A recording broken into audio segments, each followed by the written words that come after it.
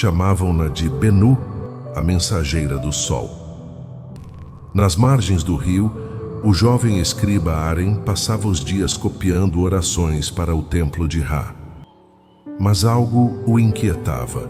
O tempo parecia engolir tudo o que ele amava. Os reis morriam, as estátuas se quebravam, até o ouro perdia o brilho.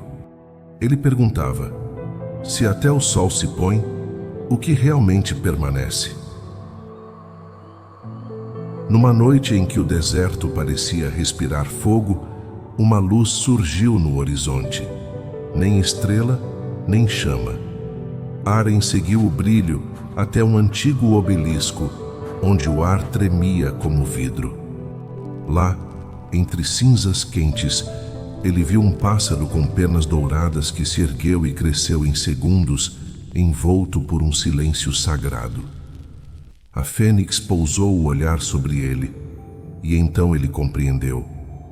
Não era o fim, era o renascimento. Ela abriu as asas, e o vento levou as cinzas aos céus.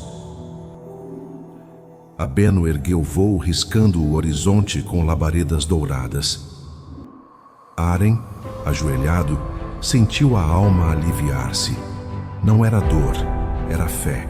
Era o sossego de quem finalmente compreende sem palavras.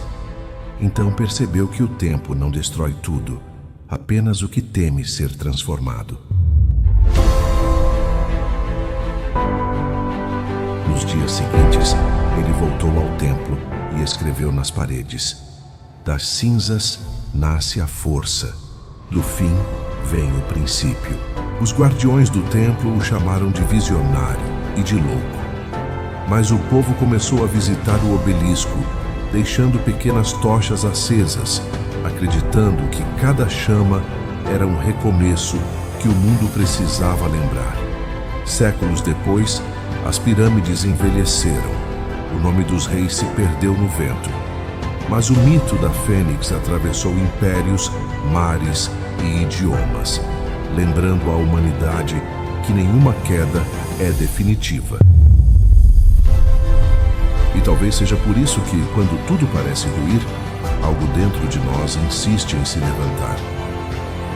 Porque a Fênix não é apenas uma ave. É o que sobra quando o medo termina.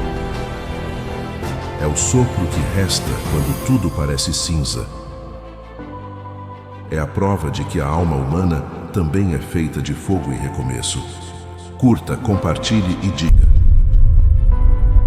Você acredita que todos nós temos uma fênix adormecida por dentro?